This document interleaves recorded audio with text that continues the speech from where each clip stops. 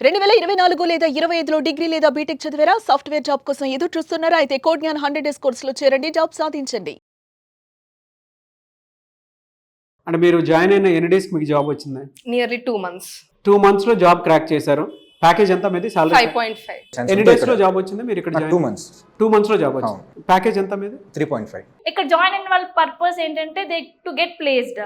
So అది ఇక్కడ almost everyone is getting placed. So ఇంకా దానికన్నా ఇంకేం కావాలి ఇక్కడ జాయిన్ అవ్వాలి.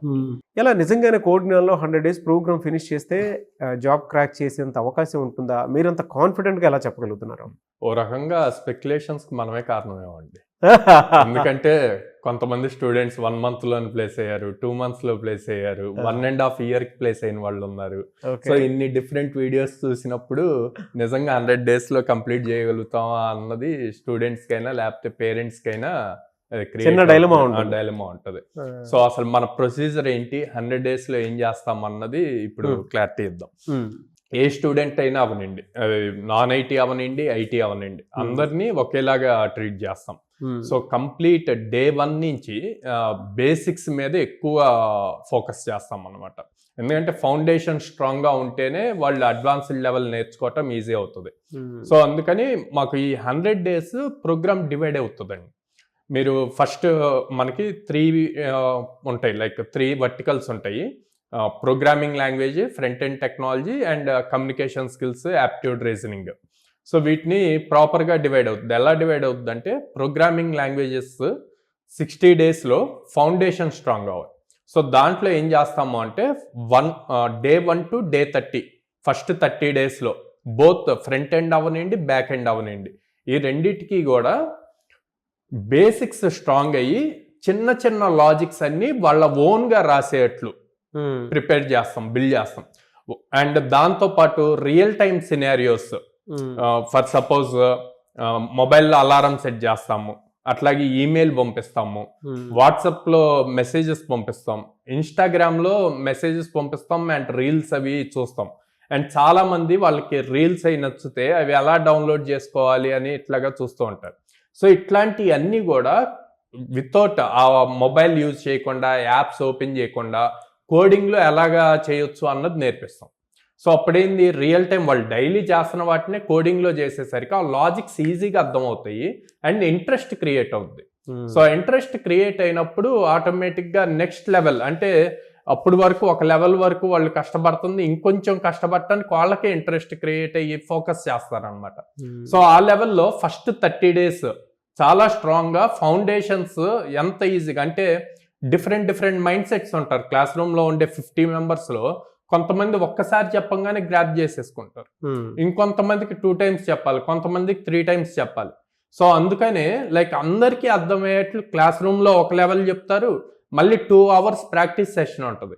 ఆ ప్రాక్టీస్ సెషన్లో క్లాస్ రూమ్లో ఏదైతే చెప్పారో వాటిని మళ్ళీ మల్టిపుల్ ఎగ్జాంపుల్స్తో ప్రాక్టీస్ చేపిస్తారు.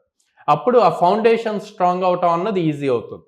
నెక్స్ట్ 31 to 60 days, ఈ 30 daysలో ఏవైతే ఫౌండేషన్స్ నేర్చుకున్నారో 31 to 60 daysలో నేర్చుకునే టాపిక్స్ మీద ఒక మినీ ప్రాజెక్ట్ బిల్డ్ చేస్తారు. For suppose both Python or Java తీసుకుంటే కనుక రెండిట్లోనూ ఊప్స్ కాన్సెప్ట్ ఉంటుంది. అసలు ఒక సాఫ్ట్వేర్ డెవలపర్కి ఊప్స్ కాన్సెప్ట్స్ అన్నవి చాలా ఇంపార్టెంట్. సో ఈ ఊప్స్ కాన్సెప్ట్స్ మీద, ఆబ్జెక్ట్ ఓరియంటెడ్ ప్రోగ్రామింగ్, వీటి మీద ఒక ప్రాజెక్ట్ చేపిస్తారు. సో ఎప్పుడైతే ఈ ఊప్స్ కాన్సెప్ట్స్ మీద ప్రాజెక్ట్ ఇండిపెండెంట్గా మొత్తం ఎండ్ టు ఎండ్ చేయగలుగుతాడు ఒక స్టూడెంట్, వాడు ఇంటర్వ్యూని ఈజీగా క్రాక్ చేయగలుగుతాడు. ఈవెన్ కంపెనీస్ కూడా ఇంటర్వ్యూస్లో ఆ ఊప్స్ కాన్సెప్ట్ మీదే ఎక్కువ ఫోకస్ చేస్తాయి. అందుకే ఎవరైనా పేరెంట్స్ కానీ స్టూడెంట్స్ కానీ సార్ మాకు వస్తుందో రాదో అన్న భయంతో ఉంటే నేను ఎప్పుడు వాళ్ళతో మాట్లాడినా చెప్పేది ఏంటంటే ఫస్ట్ 60 days ఇంపార్టెంట్. ఆ 60 days మీరు డీవియేట్ అవ్వకుండా స్ట్రాంగ్ ఫౌండేషన్స్ నేర్చుకోండి, చెప్పిన కాన్సెప్ట్స్ చెప్పినట్టు ప్రాక్టీస్ చేయండి. తర్వాత ఆటోమేటిక్గా 3-4 interviews వెళ్తే మీకు ఆ భయం పోతుంది, ఈజీగా జాబ్ క్రాక్ చేస్తారు అన్నది చెప్తాను అన్నమాట. ఎప్పుడైతే 60 days కంప్లీట్ అయ్యి ఆ ఊప్స్ కాన్సెప్ట్ మీద ప్రాజెక్ట్ అవి కంప్లీట్ అవుతాయో ఇమీడియట్గా వాళ్ళ రెజ్యూమ్లో బీటెక్లో కానీ డిగ్రీలో కానీ చేసిన ఫైనల్ ఇయర్ ప్రాజెక్ట్స్ ఉంటాయండి. మనకందరికీ తెలుసు ఆ ఫైనల్ ఇయర్ ప్రాజెక్ట్స్ అన్నీ కూడా బయట నుంచి పర్చేస్ చేసి తీసుకురావటము కానీ, లైక్ పేరెంట్స్ని వీళ్ళు ఫైనల్ ఇయర్లో అమ్మ మేము నానా ప్రాజెక్ట్స్ పర్చేస్ పెట్టాలి, సో దానికి 5,000 పే చేయాలి, 10,000 పే చేయాలి, ఇట్లా మనీ తీసుకొని ఉంటారు. ఆల్మోస్ట్ అన్ని కాలేజెస్ అలాగే జరుగుతుంది, most of the colleges. So ఆ ప్రాజెక్ట్ వాళ్ళు వాళ్ళ సొంతగా బిల్డ్ చేసింది కాకపోవటం వల్ల ఇంటర్వ్యూలో అదే ప్రాజెక్ట్ పెట్టి పంపిస్తే ఇంటర్వ్యూర్ ఎప్పుడూ కూడా రెజ్యూమ్లో ఏమైతే మెన్షన్ చేశారో వాటి మీదే ఎక్కువ క్వశ్చన్స్ అడుగుతారు. సో ఆ క్వశ్చన్స్ అడిగినప్పుడు వీళ్ళు చెప్పలేకపోతారు, అది నేటివ్ అవుతుంది. అందుకని మనం 60 daysలో ఏదైతే ప్రాజెక్ట్ చేపిస్తామో దాన్ని రీప్లేస్ చేపిస్తాం రెజ్యూమ్లో. సో అలా రెజ్యూమ్లో రీప్లేస్ చేయటం వల్ల వీళ్ళకి జాబ్ ఆపర్చునిటీ వచ్చి ఇంటర్వ్యూకి వెళ్తే అక్కడ వాళ్ళు అడిగిన క్వశ్చన్స్ని ఈజీగా కాన్ఫిడెంట్గా ఆన్సర్ చెప్పగలుగుతారు. ఎందుకు కాన్ఫిడెన్స్ వస్తుంది? వాళ్ళంతా టాల్లే చేశారు కాబట్టి, ప్రతి లైన్ వాళ్ళే రాశారు కాబట్టి ఆ కాన్ఫిడెన్స్ లెవెల్స్ డిఫరెంట్ ఉంటాయి.